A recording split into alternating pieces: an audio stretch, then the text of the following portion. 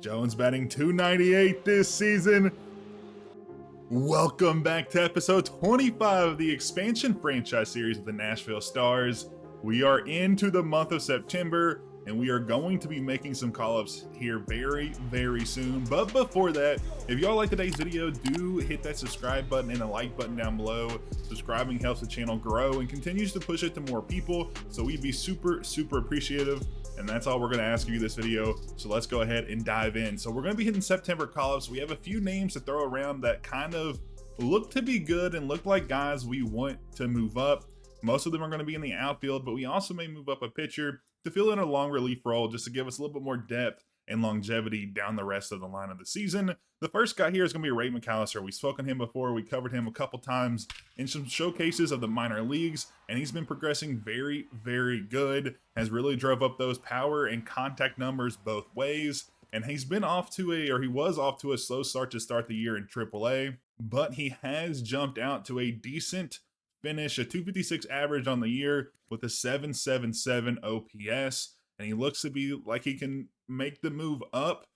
I'm still a little concerned just because I would love to see that OPS around 850, especially while he's in AAA, if he's going to be a true day-to-day player in the majors. The next one is going to be one of our right fielders, our draft pick from last season, our a 6th or 7th, I think, pick, or no, he was like the 4th pick for us in the draft class, and he's progressing exceptionally well. He has contact against lefties all the way up to 78, which is something we need. We need more right-handed batters, which is something both McAllister and Dale could feel, because McAllister's a switch hitter, so he can hit both ways.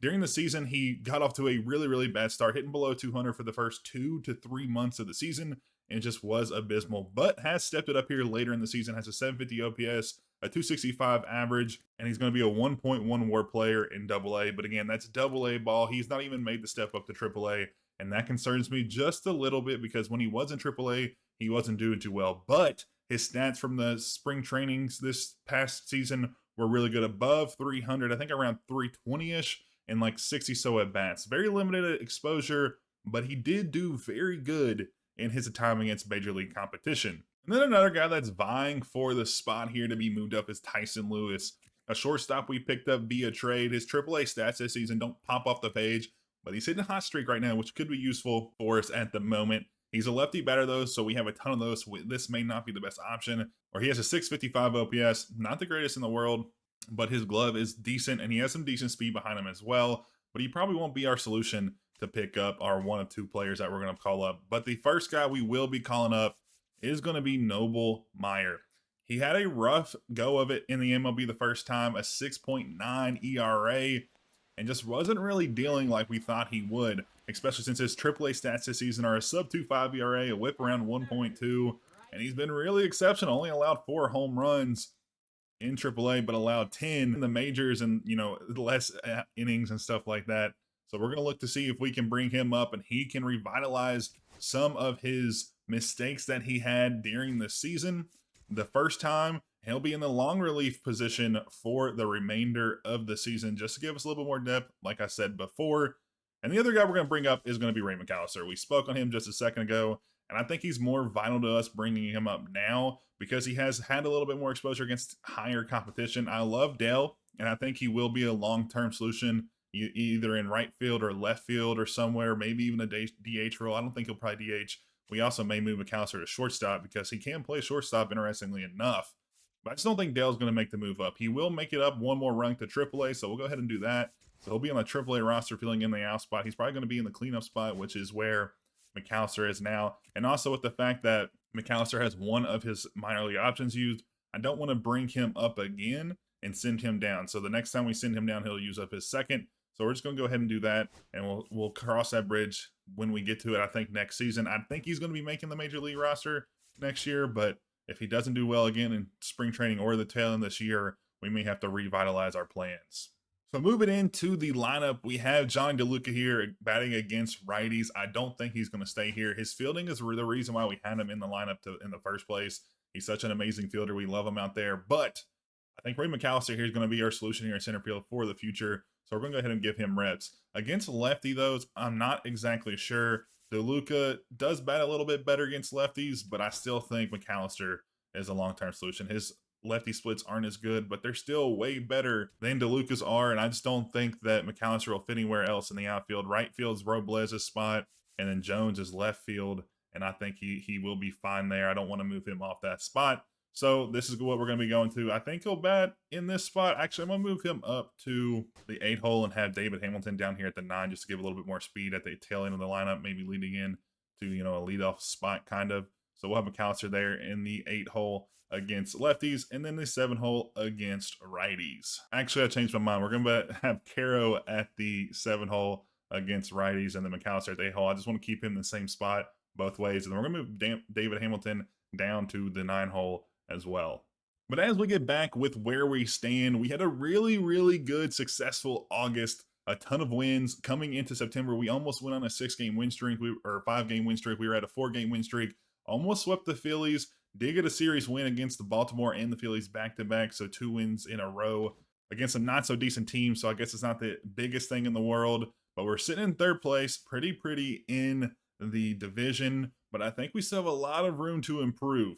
We had a rough start at the beginning of the year, and we're still a ways away from the wild card. I don't think we'll make it this season. Unfortunately, we're 7.5 games back. The Mets we might be able to pounce on. They're not looking as great as they have been in recent weeks. But the Cubs, Giants, and maybe the Cardinals slip a little bit, but I think the Giants or Cubs are going to try to get that last spot, and we just don't have enough oomph to really get us over the line, which is pretty unfortunate. But in the meantime, we will be covering some gameplay with our newest promotions. We may get some work with Meyer, but we're definitely get some work with McAllister. So let's go ahead and jump into that. But over the last few weeks, we got into some big moments. I want to give you all an update. In this one, we will be heading back to Colorado for the return of Nolan Jones. After the big blockbuster trade at the start of this season, Jones batting .298 this season, and the first pitch we see will be a no doubt 2-run shot to left center field, and he is looking very comfortable back here in his former home ballpark in Colorado. And he took that high and away fastball deep to left center field. One of the most explosive offensive parks in all of baseball. Surely did help him out. Probably a big proponent of his big rise the last few seasons. But he will go 459, 101 off the bat here to give the Stars a lead to start it off. But they get revenge with the high and in fastball this time as Jones swings straight under it for his first strikeout of the day, dropping his average right below 300 again. As the boys go back and forth with the Rockies, remain on top by a run after a Smith homer to give us a 3-2 lead. As we get another look at Jones's massive slam to start this one off in the top of the first.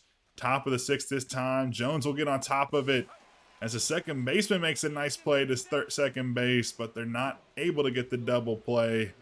On to the 4th at-bat today. 1 for 3 from Jones.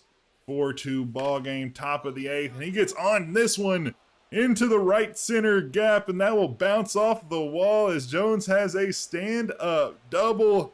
101 off the bat, another big hit from the left fielder, and he's really showing that in this Rockies stadium, he has had a really good amount of years there, very comfortable here. A big push into the win today. On to another moment with Josh Naylor as he'll take a ball up and in. 4-4 ball game here in the White Sox Stadium. Bases juiced, 1-0 count for the big lefty first baseman, and he'll get one in on the knees. And that is a no doubt rocket to right field. 106 off the back, a grand slam for the Stars as they take a 4-run lead for Naylor's 23rd of the season off of Schuster, as he gives us another chance to get another win as we fight for a wild card spot coming into September. High fives all around for the big first baseman, one of our cornerstone players here in the organization. On to Pete Fairbanks, and he will plunk Buddy Kennedy on the elbow to put 2 on here after he's already given up 1 run. trying to come on and get the save, but it has not been as easy as he would think against the White Sox. And on top of it, Denzel Clark to Keith. Rosario fires to first. And that will be quick enough as the boys get another win as they just keep on rolling here in the month of August. And we'll stay with the team for another moment. This time we'll go to an in-division foe at home. Dylan Lee on the mound. Lourdes Gurriel Jr. will go into the right center gap. Just a measly little hit, but it was enough to get the run across as Rayleigh comes around from second to score. And we will take another one from the top dogs in the division. The Braves lead the NL East by, I think, 11 games over us, 6 games over the Mets in second place. Back again against Dylan Lee in another hot water situation. This time we'll flip scenarios. The Braves will be at home as Stone Garrett, who's been very exceptional all year, won't be able to get anything going in the bases loaded situation as we come into this one as Aaron Bummer, the former Star, looks to get revenge against his former organization. 4-5 ball game, runner on second, top of the ninth, full count, 2 outs. Josh Smith on the bat, and the big sweeper that we saw so many times in the Stars uniform will strike out Smith to end the game as Bummer gets the save at home. Josh Naylor strikes out against the Blue Jays in another moment. Smith, though, this time gets it into right field. Will score 1 to hold the runner at third as we will have the 7-hole hitter come up to bat. Johnny DeLuca, who's had so many impressive moments this season with bunts. A walk-off against the Dodgers, another walk-off against the Pirates. Didn't get it there. 0-2 count. 90 miles an hour, a slower fastball, but at the top of the zone, isn't able to catch up with it as the Blue Jays will take this one to kind of stop the run the boys have been going on these past few weeks. On to yet another moment, the 6th of this episode. I wanted to give you all, a big glimpse of the last few weeks. I know we kind of went fast through August, and I just kind of want to get you all caught up, and I figure what better way to do that than show y'all some gameplay. So let me know in the comments if you all enjoy this, and we'll keep it going throughout the rest of the series. But Edgar Caro up now after Hamilton gets hit by a pitch to put him on first base. And that'll be a nice single into the right field. Big wall gap there as it's going to touch up against the wall as Hamilton's going to be rounding third. And he will come from first to score at home as Caro walks us off against the Orioles. One of his biggest moments of his young career. He will give us another win after we skidded a few games over a week or two span. We'll get a big win at home against a big team out of the AL East. On to our last moment before we get into the showcase with Ray McAllister. We'll be at home once again. This time, Luke Rayleigh, who's had a very, very impressive season. 288 average on the year. 2 for 4 today. He'll come up against the Phillies, and that'll sneak by Harper at first base. And that'll be another walk-off. The team looks like they are finally coming around, winning some big moments in some sticky situations. They're able to keep the streaks going here and there, getting on 3-4 game win streaks. It's been a very, very impressive run from the Stars over the last few weeks, able to really clutch it up here coming the last month of the season. But now on to what we all have been waiting for, Ray McAllister's professional MLB debut. He had a chance in spring training at the beginning of the year to make the opening day roster, but he didn't. He had a little bit of a skid there in AAA. The third top prospect in the organization will finally get his chance to see if he can make something happen. And on the mound, facing him is a 2020 Cy Young winner in Shane Bieber, who has an ER below 2.5 this season. Not going to be an easy task for McAllister to come through in some clutch situations as the boys will take a nice 1-0 lead to give us a little bit of cushion there. But McAllister's first at-bat today comes in the top of the second, a 2-1 count, 2 outs, 1 on, and he'll fire one the opposite way, but they'll go the short way to second base, and that'll be a ground out for McAllister's first MLB at-bat. Not a terrible swing, decent timing on it. Just wasn't able to barrel it up and shot it to third base. But as we continue to progress through this game, Brady Singer has gone through 3 innings scoreless so far. Very impressive outing from him. And going into the 5th inning, it's a 1-0 ball game still.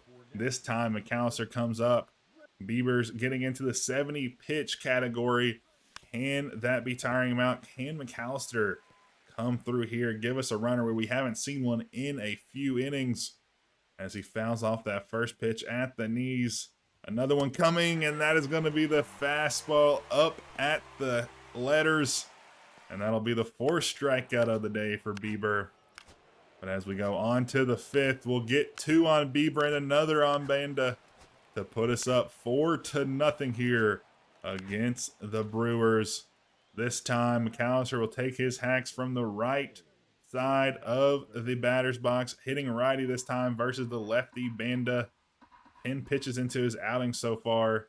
1-1 count, 2 outs for McAllister, and he gets a good drive on this one. Good contact, just didn't barrel it up enough. Perfect launch angle as well, 30 degrees. Would have loved to see him get a little bit further extended on that, get his arms extended, get that barrel to the ball just a little bit better. Would have probably been able to drive it out of the park. He has enough power to do so. But as we bring Hunter Harvey on, he'll allow 2 quick runs to get the Brewers back in a quick shot of a lead here. 3-run homer could do it. Couple singles could do it as well, as Hunter Harvey will allow another single after an error. There'll be runners at the corners. The 4th at-bat, Jared Koenig will face McAllister. A strikeout, flyout, and ground out for the debut of McAllister. And this time he will strike out again, just like he did in the 4th inning. And that'll be an 0-for-4 day. But Hunter Harvey will be relieved by Aaron Ashby. See if we can get through the bottom of the 9th, but he'll allow 2 runs. And the game will be tied going into extras here. Now as Ashby allows a walk, but bounces back to get out of the jam. And a 5th at-bat for McAllister this time. Can he get a hit in his first game on the Stars roster in a big situation? Runner on second, tie ball game here in the top of the 11th, only 1 out. He'll foul that first pitch away, the sinker down, running away from him. As we'll get the count to 1-2. Not terrible swing there, just a little early on it, just needs to slow it up a little bit. Should get a nice hit, but this time, similar outcome as the other 4 before. It will be a no hit, but a pop out into the infield, just too far under that one. And McAllister will end his day here, 0-for-5. But we'll stay on with David Hamilton as he gets a decent swing into center field. And that will be a home run as the center fielder slows up. Hamilton with what it seemed like not to be a home run. Looked like a simple fly out to the right center gap. Will go almost 400 feet to get it over the wall to give the boys a 2-run lead, as we will bring on Pete Fairbanks, and he immediately gives up a run. But he is able to stave off the pushback from the Brewers to keep this one to the Stars, as we'll get another look as McAllister seems a little bit too happy for our liking after going 0-for-5 today. Hopefully he can turn it around here. Game 3 of the series, trying to get the sweep on the Brewers. As we'll get through here later in the stages, bottom of the 8th, the game will go tied as the Loaisiga gives up a solo homer and then 3 singles in a row, as we're going to bring in Gregory Santos to hopefully get us out of the inning, and he does. But we will go on to the 9th this time. A single error walk will get the bases loaded for Ray McAllister facing Ryan Walker. But the slider out of the zone is swung through as the youngster strikes out for the 3rd time today. as the Brewers will avoid the sweep, and McAllister will stay hitless in his first 3 professional games. But as we get out of that abysmal rut with McAllister, we will come to the end of the season, and we will unfortunately miss the postseason. We were 3 games off 500. We ended the season on a pretty sour note. We lost 5 of our last 7. We went on a little win streak at the middle of the month, but we weren't able to get anything going, and we will end the season once again missing the playoffs. But we do have to say this has been our best season yet. We beat our win total from 2025, our first season, by 1 win. So it looks like we're, making improvements. We improved off last season by 10 games. And I think next year will be the year we may see some playoffs. I keep saying this every single year, but hopefully we have to stay optimistic and get there. But speaking of McAllister, we sucked with him in his first 3 or 4 games. We couldn't get a hit, couldn't buy a hit, but in his last, 5 or 6 games, he's done really, really well, actually. He went around and got a couple homers, was able to drive in some runs as well, brought his average up from 0 to 215, and he was able to also get that slugging up to 400 and his limited at-bats. I'm very excited, and I think he's kind of solidified himself as a day-to-day player here in the rest of the franchise. Obviously, if we're using him, we may sit him because we have been miserable with him in his first few games in the majors, but I'm very happy how he turned it around and was able to, put something on the paper and just really drive in some runs and do some big stuff for us. But as it comes to the end of the season, the Mariners will defeat the Diamondbacks in 7 games in the World Series. And it looks to be a very interesting World Series at that. The Mariners defeated the Athletics in the ALCS. Atlanta lost to the Diamondbacks in the NLCS. And I think for the 3rd or 4th time, we have a new World Series champion. But let's go ahead and look at some of the rewards from this past season. Your World Series MVP is going to be Otto Lopez. Not really sure where he came from. He was undrafted. He's been in the league for a few years. Very, very good. 435 average. Only 1 homer. Only 4 RBIs. Interesting that he was a World Series MVP. But your postseason MVP from the NL is going to be all Diamondbacks players. Obviously, when they make it from the division or championship series, you're going to see a bunch of guys there. So let's go ahead and run through some of these awards, and we'll see some of our guys and see if they finish anywhere. But Anthony Santander will finish as the National League MVP at 285 average, right ahead of Soto and Ellie De La Cruz. And then your American League, Brent Rooker. And Brent Rooker he's good every single year in franchise when you simulate. Last season he had a 310 average, almost 1,000 OPS. I think he didn't win back-to-back MVPs. I thought he won it last year. Kyle Schwarber as well. He's good as well. And he will be the backup to MVP right there. Moving on to Cy Young, you'll see both sides here. Paul Skeens led the Pirates to their first playoff appearance in 12 years. So that was very, very cool to see. Batting title goes to these guys respectively. Ronald Acuna Jr. in our division. Even though the Braves, I think, they made the championship series. I was thinking of the Phillies. And the reliever of the year award will be Edwin Diaz of the National, James MacArthur of the Royals. And the rookie of the years will go to Henry Baez of the Padres, Maxwell Monreal, who came up, I think, with only like a couple games. He's only played 52 games, and he finished as a 3rd place. He had a 230 average, a 690 OPS. He was killing it the first 3 weeks. He had a 350 average and 1,100 OPS. It was insane, but he definitely cooled off for sure, and he will finish in 3rd place. I'm not sure if he'll be eligible next season for it, but that'll be interesting to see. In the American League, you can see here the guys how they finished. And then Josh Naylor will have another opportunity to go for the Gold Glove. Didn't get it. He was a Gold Glove in 2027. Was just only inches away from getting his 2nd here in 2028. And then Nolan Jones will barely miss the Silver Slugger Award for DHs. 287, tied average with Brian Reynolds. Had 3 less homers and a bunch of less RBIs. Would have loved to see Nolan Jones bring the first Silver Slugger Award to Nashville, but he was so close with his 1 year here with the Stars. And that'll pretty much round out the awards for us. Didn't do too hot.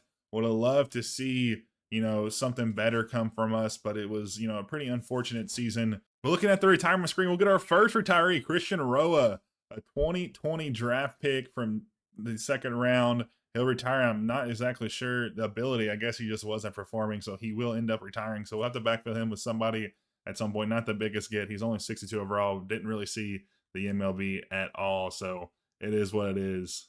But unfortunately, we weren't able to see the season stats, but we'll just go ahead and go here and have to look at some of the individual players. So Victor Robles, not a terrible season, 280 average almost. Colt Keith, not as bad as well. I'm not sure. He was an all-star. He was an all-star last year? We didn't see him at all. That's interesting. I don't think he was. I'm not exactly sure. Nolan Jones, obviously an amazing year, a 30 home run season, but he will be a free agent after this season. So that is unfortunate. I'm not exactly sure what his WAR was like. Let's go look at that. The WAR for him was 3.6, his best in his career. Luke Raley, 18 homers. Would love to see him get more power, but he had a very, very good average, 288. The slugging was 844. He only batted against right-handed pitchers. So that's understandable as to see why he wouldn't see, more output there. And then Josh Naylor barely misses the 30 homer season, 235 average, dipped off a little bit from previous years. The slugging was, a little bit lower as well, but he almost hit that 30 home run number. And then Josh Smith, not a great season, but he did have 22 homers, a 240-ish average. Would have loved to see a little bit more output for him. Under 700 OPS. He's probably not going to be a long-term solution there either. Edgar Caro, and then we also talked about Ryan McAllister already. He finished out strong. And then David Hamilton, who will more than likely get replaced at the end this year. He just hasn't been performing to the way we want. Joey Bart, not a bad stat line, 8 homers, 21 RBIs, only batting against lefties. And then Stone Garrett, another exceptional season from him, a 265 average, a 768 OPS coming off the bench. He filled in most of the season, I think, in the field until we got Nolan Jones, and then he moved to the bench. Edgar Rosario, a little bit disappointing. Would have loved to see him do as well because he's only really batting against lefties.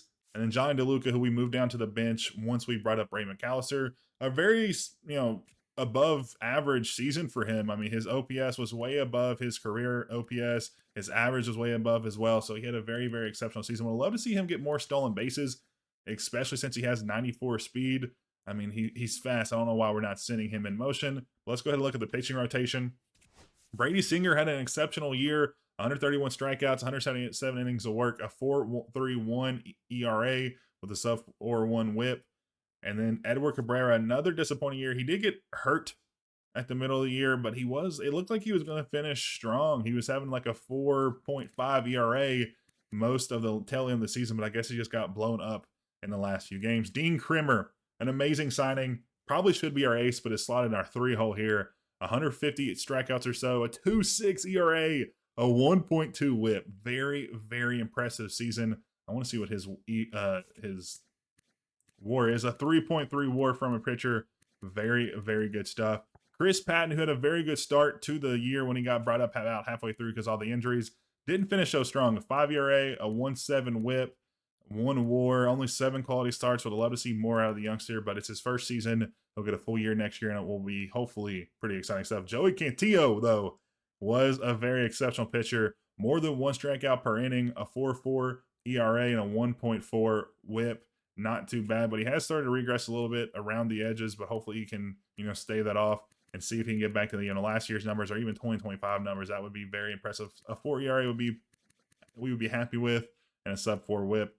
His WAR was at 1.7, had 7 or 9 quality starts. Moving on to the bullpen, Micah Bell, a very, very good year. River Ryan, also a very decent year as well. Wait, he got moved up? No, he came back from injury. So he was injured, but he had a good start to the year.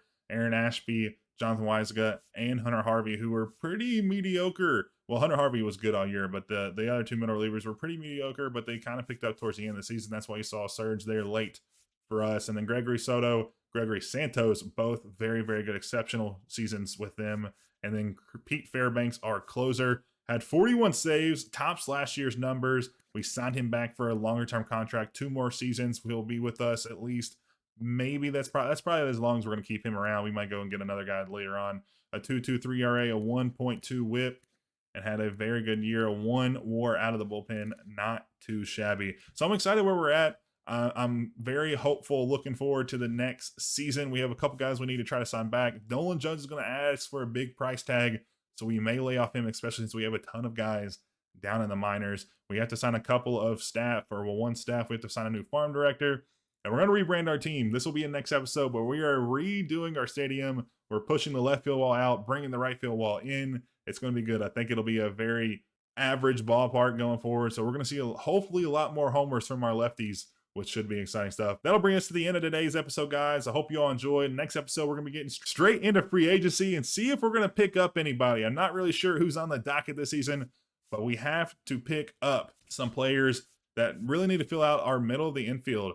The shortstop position is a sore spot for us. The David Hamilton just hasn't really worked out well. And then Joey Bart and Edgar Caro, they're not really, long-term guys. Edgar Caro might be, but he's still young, so we may want to pick up another catcher. So those are two guys or two spots we're really going to hit hard this offseason and see if we can bring some guys in. So I appreciate y'all being here. I hope y'all enjoyed. If you did, leave a like down below. Subscription as well if you're not subscribed. If you are, just double check. You never know. The YouTube algorithm is so good that you may think you're subscribed. But I appreciate y'all being here. I hope y'all enjoyed, and I'll catch y'all next episode.